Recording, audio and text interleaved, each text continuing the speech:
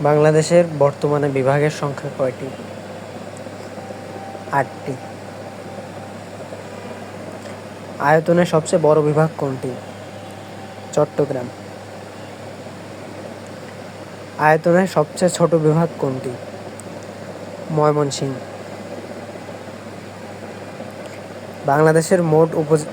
বাংলাদেশের মোট জেলার সংখ্যা কয়টি? ৬৪টি।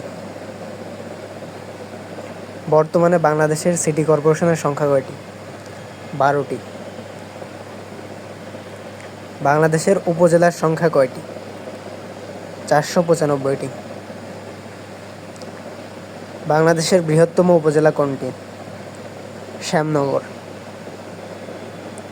বাংলাদেশের বৃহত্তম সিটি কর্পোরেশন কোনটি? গাজীপুর। বাংলাদেশের মোট থানা কয়টি?